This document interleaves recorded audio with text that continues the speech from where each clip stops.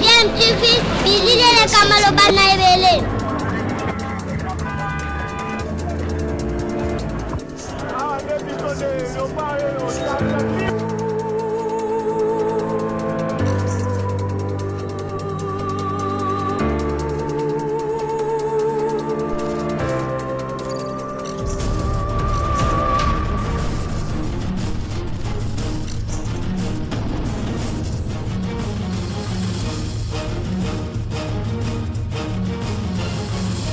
DMTV toujours en avant. Balandi ya DMTV mbote na bino esengweza ya biso ya koyeba ke boza ebele boza kolanda chaîne YouTube na bino DMTV boyebi ke DMTV ememelaka bino actualité esalaka pe analyse sur ba sujet d'actualité ba faits sociaux ba réalité nde toza ko vivre ngo na mboka na biso lelo tozali lundi le 10 août 2020 to sepeli en tout cas après week-end molai ko retrouver bino lisusu pe ko proposer na bino un sujet d'actualité tout le monde qui est intéressé biso qui ko intéressé pe bino pe mais oui que tozo habitude awa na DMTV notamment ya ko sensibiliser bino pe biso surtout par rapport na maladie coronavirus pour to continuer comme batela en respectant ba mesures barrières ndenge baza ko senga na biso tozo mon un peu partout dans le monde particulièrement en Amérique États-Unis aux ba Brésil ndenge batu baza ko kufa mes chers frères et sœurs Tommy batela c'est sérieux maladie wana toza peut-être un tout petit peu épargné awa to ebina noté vraiment pourquoi mais tozali pe na baka où ici commis plus de 9000 donc sengen na biso kozala vraiment ekenge pour toyeba ko pesa nzela na maladie wana te ezwa ba proportion minene parce que prévention est le seul moyen efficace tozana ngo bomoni Tommy Tuni Werason asala Mike Mukebai nini tant Werason a postulé qui pour comme député il a été à plusieurs reprises attaqué peu vilipendé par Batebele notamment Batuloko ba honorable Mike Mukebai estimant qu'il n'avait peut-être pas de capacité il y a quoi assumer un rôle wana il y a député il y a Tommy Tuni vraiment Werason asala Mike Mukebai nini Tommy Tuni yango pambate Tommy Tuni yango parce que tout le monde a récidivé les sous alors que Makambo il y a ba député même les kala nango mais on dirait peut-être que ça rend moko bo ranking moko ou les entre on se rappelle même qu'à l'époque Sankara de Kunta Silika Kapel les kaka na ba média pona ko vilipande pe Mike Mukebai comment qui na ba écart ya langage ça qui vraiment kitoko côté na proposé bino moi ba propos mususu moi muke o Mike Mukebai a tenir ça ba propos pe de nature les sous ya ko blesser les sous kaka Werason bo kango sans plus de commentaires ensuite nous revenons pour que toi analyser ngo muke et puis to conclure l'histoire na biso je rappelle que boza Rolanda DMTV chaîne YouTube na bino yo mtozana na abonné s'il vous plaît ozo zela nini cliquez au comme abonné na chaîne na yo DMTV une fois que vous cliquez au moins na ki cloche mo notification ko bima juste à côté au cliquer pe wana ko permettre na yo rataka lisusu te ba vidéo to ba analyse to sotia apo na bino awa en ligne suivant Mike Mukebai nous nous retrouvons tout de suite après. J'allais dire juste un mot à Bazin. J'ai entendu parler d'alternance. Je ne partage pas, mais je te le conseille. Mais faites attention. Pardon, faites attention. C'est une alternance qui bégaye avec les risques de basculer dans un sens comme dans un autre. C'est pour la première fois. Voilà. Oui, la somme. J'y vais bien. Bien du sous. Regarde ici. Confie le midi. Suivez l'exemple de Mewei. Vous là, c'est pas comme moi. Est-ce que vous avez compris au moins ça? C'est le problème. Est-ce que là, et quand je m'étais interrogé, qu'est-ce qu'il allait venir faire à l'Assemblée nationale, les gens m'ont dit que j'étais... Merci beaucoup. Il serait un bon député. Oh Je vous dis vrai. Merci.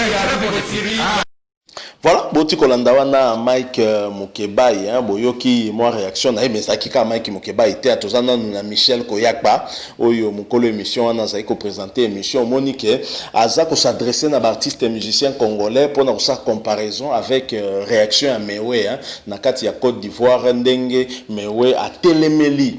président Alassane Ouattara oyo a annoncé troisième candidature na élection présidentielle bobi que Joseph Kabila a salaki yango yango te Joseph Kabila tika qui a pona qui dauphin to qui une élection Félix a gagné alternance et salemi o nanu salemate na mboka na biso babengi alternance pacifique hein il y a pouvoir mais Alassane Ouattara a pona qui dauphin ngwa yoko kufa ye moko a se rétracter zongi sima pour que ezaba bloko moko toko solo langope na moi analyse msuto sala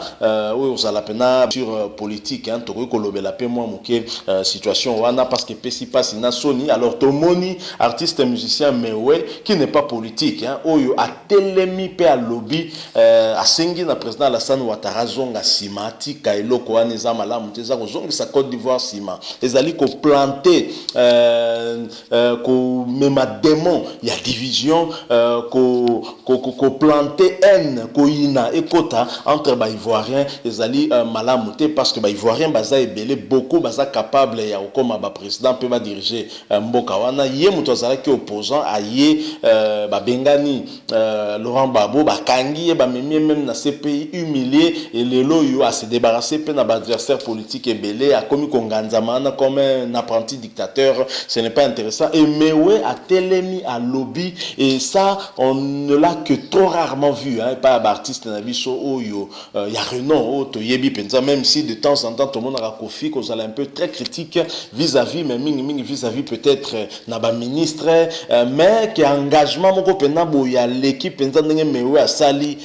tout le monde ngo mingi te ngwa no moni Michel Koya paza ko invité ba artiste congolais à Tanguy Kofi JB pour que ba emboîter le pas à mewe ba sala lokola mewe oui aux artistes mais tant makamambo quand ils ont qu'une bien té oui peut que ça moi point de vue mais bomoni même façon Michel a lobby par rapport na Werrason ezaka façon moko pe ko dénigrer hein Werrason yango no moni Mike Mukeba ezaki lokwa passe en or pour na ya yambi yango ay kolobake tanga na lobaka tanga na critika kaye pour na makambo ki député wana bomona nga mabe tout ça ben voilà alors que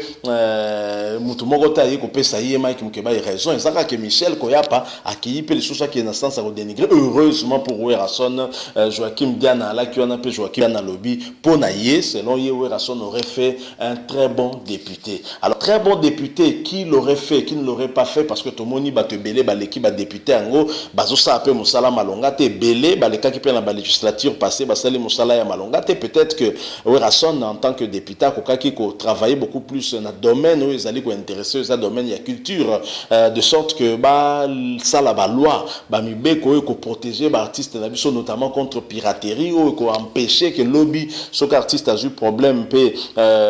to a beli to a kufi comme likambo ya maman Olive tailanga makambo yo maman Denise Nyakero taila biso makambo ndenge ba koma na banko kunda ba artiste ce n'est pas normal dans un pays normal les choses ne peuvent pas se passer de cette façon là alors question fondamentale au tozomi tuna est-ce que au-delà du fait que Mike Mukeba ko ça l'analyse naie pe ba critique naie sur